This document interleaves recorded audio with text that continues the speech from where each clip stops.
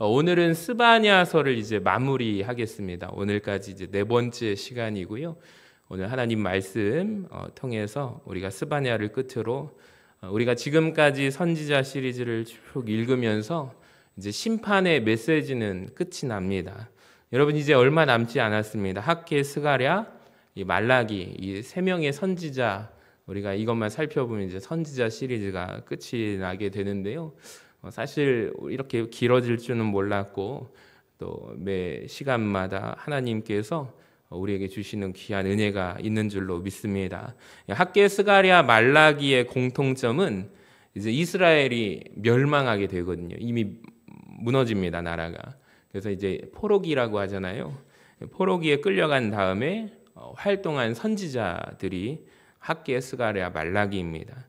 우리가 이제 오늘 스바냐까지만 딱 보면은 멸망하기 직전에 하나님께서 돌이켜라, 회개해라, 돌아오지 않으면 너희는 무너지고 말 것이다. 돌아와라, 돌이키지 않으면 너희는 멸망하게 될 것이다. 그러니까 스바냐와 동시대 활동한 선지자가 예레미야, 에스겔, 나훔, 하박국이라고 했습니다. 모두가 동시대 사람들이에요. 하나님께서 마지막 때에 정말로 돌이키기를 바라는 마음으로 많은 선지자들을 이 땅에 보내주셨다라고 합니다. 돌아와라, 회개하라. 부지런히 하나님께서 하나님 편에서 우리를 위하여 구원하기 위하여 일하셨다라고 했잖아요. 근데 결과는 어떻게 되죠? 그들이 회개합니까? 돌아오지 않죠. 하나님이 흔적도 없이 멸망시키십니다. 그러니까 스바냐 선지자 이후로 멸망한 상태입니다. 그래서 학개, 스가랴, 말라기가 앞에 배치되어 있지만 사실 에스라, 느헤미야가 같은 시대인데 여기에서 질문이 하나 생기죠. 하나님께서 왜 진짜 무너뜨리셨을까? 여러분 이런 생각이 듭니다. 하나님이 왜 진짜 정말로 그렇게까지 무너뜨리셔야만 했는가? 하나님은 분명히 사랑하는 백성이라고도 말씀을 하셨는데 아무리 진짜 돌이키지 않았다 하더라도 완전히 이스라엘이라는 나라를 북이스라엘도 멸망하죠. 남유다라는 나라도 멸망하게 하시잖아요. 하나님이 역사 속에 무너뜨리십니다. 질문이 생기죠. 왜 그렇게까지 하시는가? 여러분 제가 지난 시간에 마무리를 하면서 건물을 리모델링을 하거나 새로 다시 짓는 과정 가운데 고려하는 방법이 이것을 복구를 해서 리모델링을 하면 더 좋은 건물로 태어나기도 합니다. 그러니까 리모델링으로 보수가 안 된다면 완전히 무너뜨리고 새로 집을 짓는 경우가 생각이 되죠. 그러니까 하나님께서 판단하시기를 이스라엘 나라는 이제는 더 이상 고쳐서 고칠 수 없다라는 거죠. 완전히 하나님은 무너뜨리시고 다시 시작하기를 원하십니다. 그러니까 여러분 우리가 이 말씀을 통해서 알아야 하는 것은 무엇이냐면 우리가 하나님으로부터 멀리 떠나 있다면 타격과 손상을 입기 전에 우리가 재빨리 돌아오는 은혜가 있기를 원합니다. 안 돌아오면 하나님이 완전히 인생을 무너뜨리신다라는 것을 기억하시기를 바랍니다. 자, 근데 잘 보세요. 지금부터 잘 들으시면은 제가 한 가지를 말씀을 드렸어요. 이스라엘 백성들이 그동안은 잠깐 어려웠죠. 힘들었죠. 회개하면 또 하나님이 마음을 돌이켜서 용서해 주시고 또 그들이 살만하면 죄를 짓죠. 범죄하고 사사기 때부터 계속해서 성경을 묵상하다 보면 이런 패턴으로 죄를 지었다가 회개하고 또 살다가 또 이제 편안해지면 죄를 짓고 회개하고 이런 패턴으로 계속해서 굴러가다가 하나님이 이제는 더 이상 참지 못하는 한계점, 임계점까지 오시는데 그 전까지 보면은 죄악이 아주 관영하여 끝까지 찾습니다. 임계점을 넘기는 거죠. 그러니까 하나님이 이제 스바냐 선지자를 끝으로 더 이상 경고하지 않으십니다. 완전히 이스라엘이라는 나라를 무너뜨리십니다. 역사 속에 흔적도 없이 사라지게 만드십니다. 타격과 손상을 크게 주신다라는 거예요. 자, 그런데 실제로 이것이 여러분 효과가 있었을까요? 없었을까요? 효과가 있었습니다. 여러분 우리가 구약 성경을 계속해서 반복해서 묵상하면 묵상할수록 이스라엘이라는 나라의 죄들이 계속해서 있습니다. 하나님이 죄를 지적하시는데 우리가 선지자를 통해서 계속 보면서 느끼는 것이 크게 세 가지가 있습니다. 첫 번째 뭐냐면 따라합시다. 우상숭배. 여러분 맞죠? 성경을 어디나 펴도 하나님이 꼭 빠지지 않고 지적하시는 첫 번째로 우상에 관한 문제를 지목하시죠. 두 번째로 성적인 타락입니다. 이것도 항상 나옵니다. 성경 어느 곳을 펴도 이스라엘 백성들이 성적으로 타락한 죄 많이 지적되죠. 세 번째, 너희가 안식일을 지켜 행하지 않는 죄. 지금까지 우리가 선지자들을 통해서 살펴보면 계속해서 반복해서 하나님이 꼬집어가지고 지적하시는 내용이 뭐냐면 우상 숭배, 성적인 타락, 안식일을 지키지 않는 문제입니다. 여러분, 하나님께서 우상 숭배를 한번 보세요. 우상 숭배하지 말라. 우리가 신명기에서 15번 이상 말씀을 했어요. 그리고 구약 성경 어디를 펴도 우상 숭배에 관한 부분이 나옵니다. 대표적으로 이 우상 숭배 문제가 최악으로 완전히 정점을 찍은 시대가 언제냐면 에스겔 선지자이거든요. 우리가 에스겔 선지자 때 살펴보지만 8절을 보시면 얼마나 우상 숭배에 이 백성이 빠졌는지 열심인지 한번 보시기 바랍니다. 에스겔 8장을 보면은 성경 소제목에 여러분 성경에 예루살렘의 우상 숭배라고 나옵니다. 에스겔 8장 전체가 이스라엘 백성들이 얼마나 우상 숭배를 열심히 하는지 한번 보시면 3절에 질투의 우상, 곧 질투를 일어나게 하는 우상의 자리가 어디에 있어요? 예루살렘에 있다라고 말씀하세요. 그다음 8장 10절을 보세요. 내가 들어가 보니 각양 곤충과 가증한 짐승과 이스라엘 족속의 모든 우상이 사방 벽에 그려져 있다라고 하십니다. 11절을 보세요. 세상에 이스라엘 족속의 장로 중 70명도 그 앞에 서 있네요. 뭘 하고 있죠? 우상 숭배하고 있다라는. 여러분 14절을 보세요. 북문에 이르기로 보니 거기 여인들이 앉아 담무스라는 우상을 위해서 그들이 눈물을 흘려 애곡하고 있습니다. 15절에 하나님께서 너는 또 이보다 더 큰 가증한 일을 보리라 해서 가봤더니 16절을 보세요. 여호와의 성전 안뜰에 들어갔는데 여호와의 성전문 현관과 제단 사이에서 그러니까 하나님의 성전 안에서 세상에 25명이 지금 여호와의 성전은 등지고 얼굴을 어디로 향해요? 동쪽으로 누구에게 경배해요? 동쪽의 태양에게 예배하고 있습니다. 그러니까 하나님께서 이걸 보시고 분노하심이 참을 수가 없다라고 말씀을 하는 거예요. 그렇게 우상 숭배하지 말아라 라고 했는데 에스겔을 통해서 보여주시는 환상은 성전 안에서도 교회 안에서도 예배당 안에서도 어마어마하게 우상 숭배가 이루어지고 있다라는. 여러분 그렇지 않습니까? 구약 성경 어디를 펴도 우상 숭배를 다루시죠. 두 번째로 성적 타락입니다. 하나님께서 가나안 땅에 들어가기 전에 지금 우리가 새벽마다 묵상하는 장면이 그거잖아요. 모세는 못 들어가요. 모세 대신 뭐가 들어가요? 하나님의 말씀만이 들어가게 됩니다. 그래서 이스라엘 백성들에게 이제 너희가 요단을 건너기 전에 약속의 땅 가나안, 우리가 천국으로 인식하는 그 땅, 젖과 꿀이 흐르는 땅, 천국 아니라고 했습니다. 그 땅은 하나님의 은혜로 말미암아 살아갈 수 없는 땅입니다. 만약에 천국이라면 전쟁이 없어야 하겠죠. 근데 가나안 땅에 들어가면 너희가 전쟁을 해야 된다. 하나님은 하나님의 일을 하시지만 우리가 해야 할 몫이 있다라는 거예요. 성도로서 우리가 세례받고 구원받고 하나님의 자녀로 살아가지만 여러분 우리가 이 세상을 살아가는 땅은 가나안 땅입니다.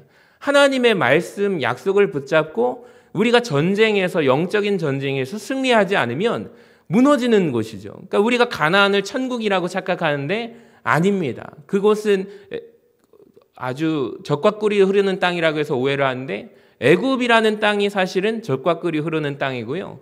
가나안은 하나님의 말씀이 아니면 살아갈 수 없는 산악지형이라고 말씀을 드렸습니다. 근데 이스라엘 백성들에게 뭐라고 하시면 가나안에 가면은 따라합시다. 7족속. 가나안 7족속이 있는데 그들이 섬기는 우상 문화가 엄청나게 화려하다라고 했습니다. 그래서 이스라엘 백성들에게 가나안 땅에 들어가기 전에 이런 말씀을 하는 거예요. 너희 가나안 족속이 왜 멸망했는지 알고 있느냐? 바로 성적인 죄악 타락 때문이다 라고 설명을 합니다. 그러니까 레위기 18장과 레위기 20장에 걸쳐서 계속해서 하나님이 세세하게 설명을 하시죠. 근친상간, 동성애, 수간 이런 것 때문에 그 땅이 죄악이 가득해서 그 땅이 그들을 토해냈다라고 성경에 하나님께서 말씀하시죠. 하나님이 말씀하시는 거예요. 너희는 절대로 그 땅의 가나안에 들어가서 가나안 7 족속처럼 너희는 타락하면 안 돼. 하나님이 그렇게 말씀하시는.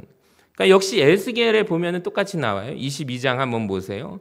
이 에스겔서가 거의 이스라엘이 멸망하는 순간인데 이스라엘 사람들이 정확하게 가나안 족속들이 범하던 성적 타락의 모습을 보입니다. 22장 10절을 우리 같이 한번 읽어봐요. 시작. 내 가운데 자기 아버지의 하체를 드러내는 자도 있었으며 내 가운데 월경하는 부정한 여인과 관계하는 자도 있었으며 11절에 어떤 사람은 그 이웃의 아내와 가증한 일을 행하였으며 어떤 사람은 그의 며느리를 더럽혀 음행하였으며 내 가운데 어떤 사람은 그 자매 곧 아버지의 딸과 관계하였으며. 그러니까 여기 보시면 이것이 다 누가 행하던 일이냐면 가나안 땅, 가나안의 7 족속, 이 사람들이 행하던 근친상간의 죄, 이스라엘 백성들이 그대로 죄를 똑같이 짓고 있다라는 거예요.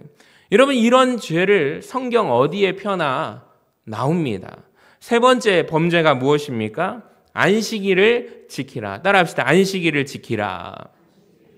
안식일을 지키지 않고 안식일을 더럽힌 것에 대해서 하나님이 지적을 하십니다. 에스겔 22장 8절을 보세요.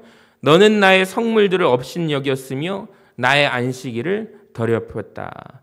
여러분 22장 8절도 26절도 보시면은 그의 눈을 가리어 나의 안식일을 보지 아니하였으므로 내가 그들 가운데서 더럽힘을 받았느니라. 그러니까 여러분 에스겔 선지자를 통하여 하나님이 한꺼번에 정리하시는 거죠. 너희 첫 번째로 어떤 문제? 우상 숭배의 문제. 두 번째로 성적 타락의 문제. 세 번째로 안식일을 범한 것, 지키지 않는 것. 이것이 너희의 큰 3가지의 죄악이다라고 지적을 하시는 거예요. 그래서 에스겔 20장 16절에 보시면 이렇게 정리하셔요. 같이 읽어봐요. 시작. 그들이 마음으로 우상을 따라 나의 규례를 업신여기며 나의 율례를 행하지 아니하며 나의 안식일을 더럽혔음이라. 아멘. 하나님께서 3가지로 죄를 요약해서 보여주고 있는 거죠. 여러분 다시 말씀드립니다. 구약 성경 어디를 펴도 이 3가지의 죄가 항상 나타납니다. 근데 이 죄 문제가 해결될까요? 해결되지 않죠. 그래서 하나님이 완전히 이스라엘을 무너뜨리신다라는 거예요. 여러분 놀랍게도 잘 보세요. 신약 성경에 가면은 우리가 신약의 내용을 한번 살펴보시기 바랍니다. 생각해 보시기 바랍니다.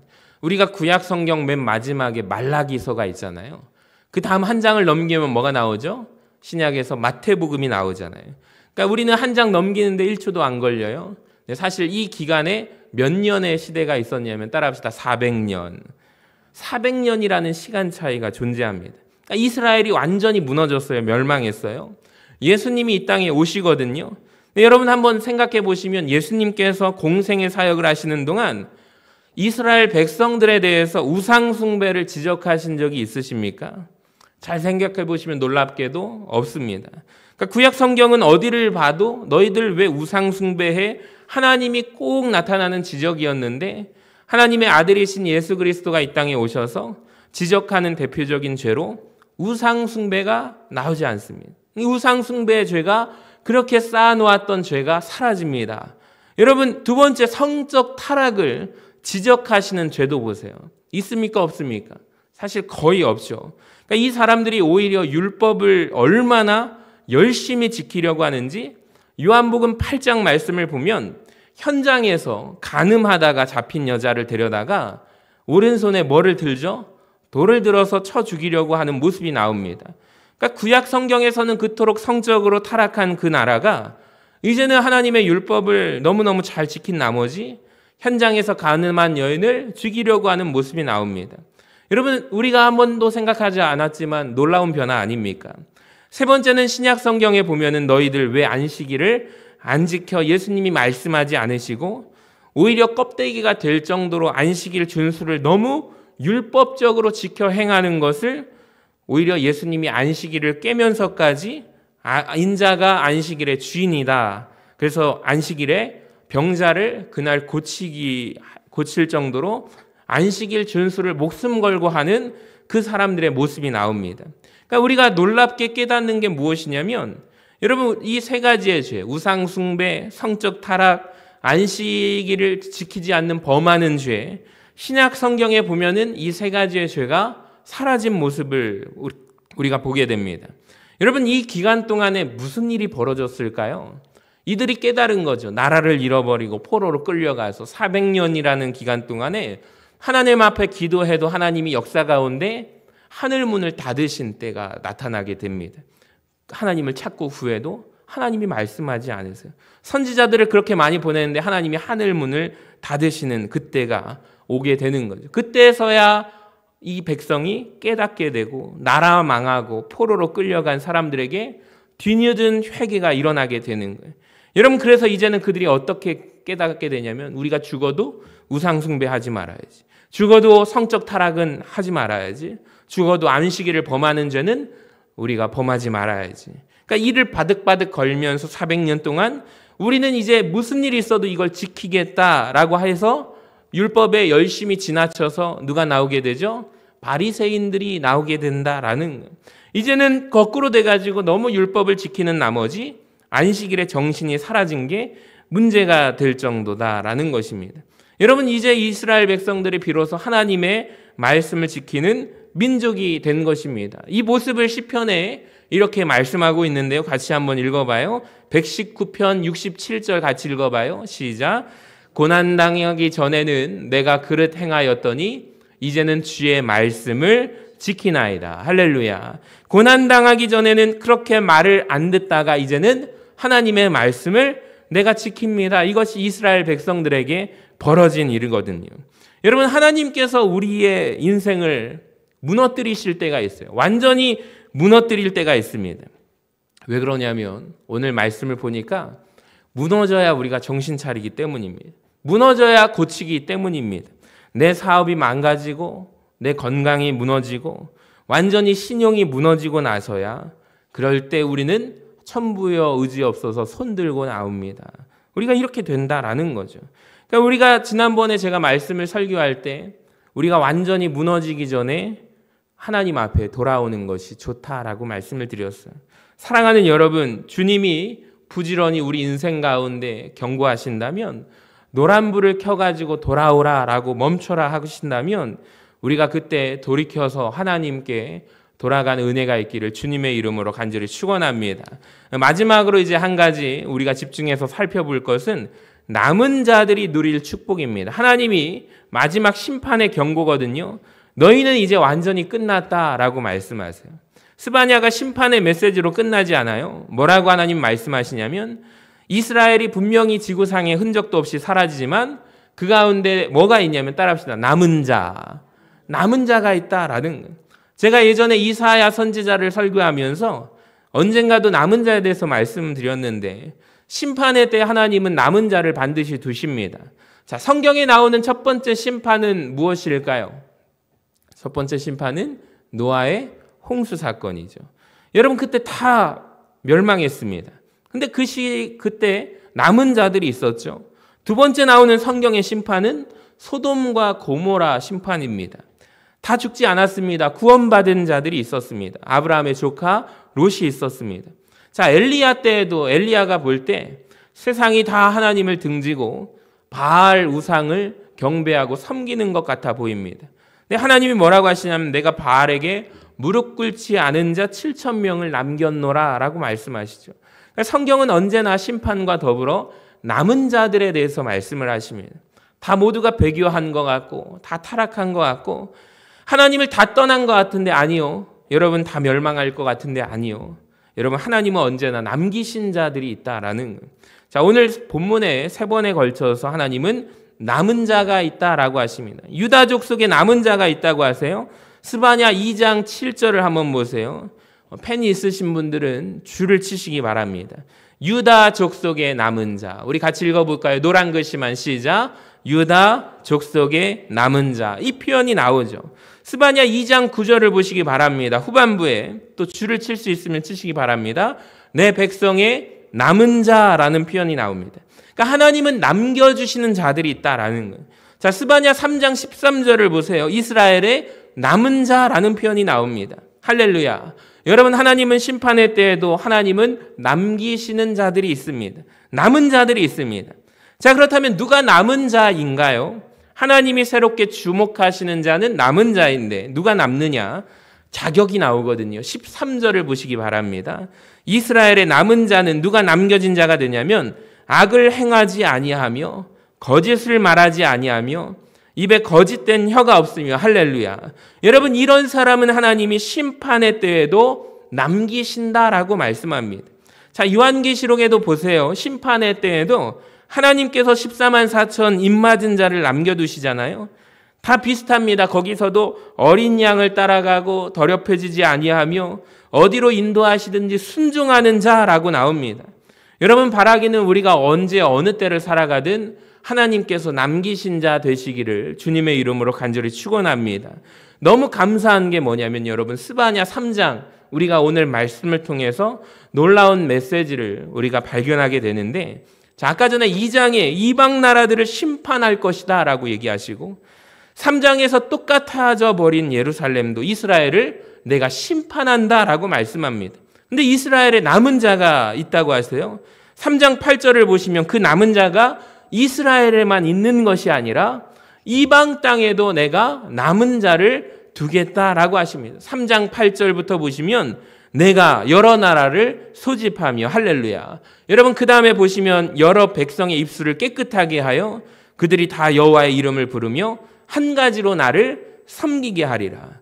여러분, 우리가 이 말씀에 아멘 하시기를 바랍니다. 여러분, 우리가 이 말씀을 보면서 우리 어때요?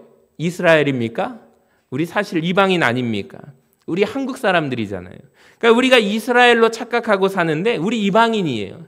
하나님께서 남기시는 자가 하나님의 선민 이스라엘만이 아니라 여러 나라 가운데 여러 백성의 입술을 깨끗하게 하여 그들이 다 여호와의 이름을 부르며 하나님이 남기시는 자가 된 줄로 믿습니다.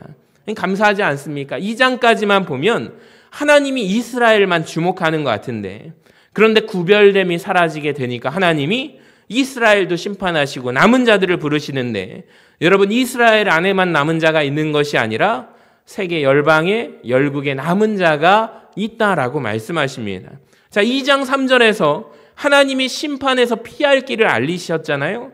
근데 이스라엘만 한정하지 않으셨다라는 거예요. 여기 보시면 우리 노란 글씨만 읽어볼까요? 시작. 여호와의 규례를 지키는 세상의 모든 겸손한 자들아. 여러분, 여호와의 규례를 지키는 자는 세상의 모든 사람들이 이방인이라 할지라도 하나님의 남은 자가 될 줄로 믿습니다. 자, 그렇다면 누가 죄가 되는가? 잘 보세요. 3장 11절 중간에 보시면 이런 사람들은 죄악이 된대요. 교만하여 자랑하는 자들은 어떻게 할 것이다? 제거할 것이다. 여러분, 그리고 12절에 보세요. 곤고하고 가난한 백성은 어떻게 할 것이다? 남겨둔다라고 말씀하십니다. 여러분, 하나님께서 주신 놀라운 말씀, 남은 자가 되는 우리가 지름길이 있네요. 교만하면 남은 자가 안 된대요. 겸손하고 곤고하고 심령이 가난한 자가 남은 자가 되는 축복이 임합니다. 야고보서 4장 6절을 보시면 하나님이 뭐라고 말씀하세요? 하나님이 교만한 자를 물리치시고 겸손한 자에게 은혜를 주신다라는 거예요. 그러니까 마지막 때에 우리가 남은 자가 되는 가장 지름길은 교만한 자가 아니라 겸손한 자가 되어야 할 줄로 믿습니다. 여러분, 겸손하게 오늘도 은혜를 구하시기를 바랍니다. 이제 남은 자들이 얻을 축복에 대해서 말씀드리고 설교를 마치겠습니다. 3장 17절을 보세요. 너무나 놀라운 축복인데요. 너희 하나님 여호와가 너희 가운데 계시니 남은 자들 가운데 계시니 그는 구원을 베푸실 전능자이시라. 그가 너로 말미암아 기쁨을 이기지 못하시며 너를 잠잠히 사랑하시며 너로 말미암아 즐거이 부르며 기뻐하시리라. 아멘. 여러분, 남은 자들이 누릴 축복이 있는데요. 가장 첫 번째 복은 따라해 볼까요? 임마누엘의 복. 여호와가 너희 가운데 계시리라. 할렐루야. 여러분, 우리 교회가 남은 자 교회 되기를 간절히 소망합니다. 그러니까 우리 교회 가운데 하나님이 함께 계시기를 원하고요. 하나님이 우리 교회를 통해서 기뻐하시기를 원합니다. 여러분, 우리 교회가 정말 이런 교회가 되기를 원합니다. 하나님이 사랑하시는 교회. 하나님이 그 사랑스러운 눈으로 남은 자들을 바라보십니다. 또 19절에 보니까 어떤 축복이 있냐면 내가 너를 괴롭게 하는 자를 다 어떻게 하겠다? 벌하시겠다라는 거예요. 하나님의 남은 자가 되는 복이 얼마나 큽니까? 나를 괴롭게 하는 자를 하나님이 벌하시겠다. 저는 자를 구원하며 쫓겨난 자를 모으며 그 다음 온 세상에서 수욕받는 자에게 칭찬과 명성을 얻게 하리라. 또 20절을 보세요. 내가 그때 너희를 이끌고 하나님이 인도하시는 복. 여러분 얼마나 큰 복입니까? 내가 너희를 모을지라 모으시고 돌이켜주시고 천하 만민 가운데서 명성과 칭찬을 얻게 하는 복. 여러분 하나님께서 두 번이나 명성과 칭찬을 얻는 복을 주십니다. 이게 실제로 사도행전에 보면은 교회가 이런 축복을 누리는데요. 사도행전 2장 47절에 보시면 하나님을 찬미하며 또 온 백성에게 칭송을 받는 복, 칭찬의 복을 우리가 받게 됩니다. 그러니까 교회가 구별함을 가질 때 정말 스바냐에 예언된 이 남은 자의 복을 얻게 된다라는 거예요. 명성과 칭찬을 얻는 복. 지금 한국 교회가 이 명성과 칭찬을 잃어버렸잖아요. 여러분 오늘 말씀을 마치면서 스바냐 3장 17절에서 20절까지 남은 자에게 약속하신 축복이 저와 여러분에게 인생의 실제가 되기를 주님의 이름으로 간절히 축원합니다. 또 우리 서신교회에게 이 복이 임하기를 간절히 소망합니다. 신약시대에 보면은 남은 자가 있어요. 로마서 11장 5절을 보세요. 우리 같이 한번 읽어봐요. 시작. 그런즉 이와 같이 지금도 은혜로 택하심을 따라 남은 자가 있느니라. 아멘. 여러분 이 말씀은 오늘 스바냐서의 말씀을 이해해야 알 수 있는 말씀 아닙니까? 이사야서에서 남은 자, 스바냐서에서 남은 자를 이해해야 이 말씀이 로마서 11장 5절의 말씀이 바로 이 기록된 말씀이구나.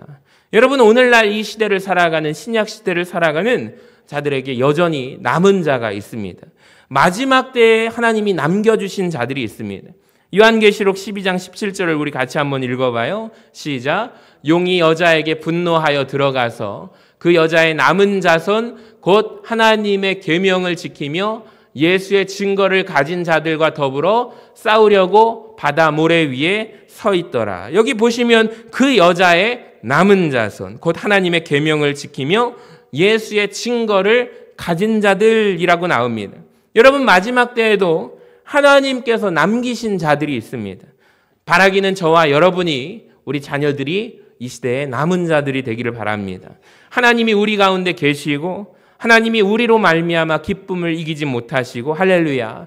여러분 우리를 잠잠히 사랑하시고 우리를 기뻐하시는 복, 우리를 괴롭게 하는 자를 벌해 주시는 복, 칭찬과 명성을 얻는 복, 우리를 이끌어 주시는 복. 할렐루야. 우리 아멘 좀 크게 해봅시다. 할렐루야.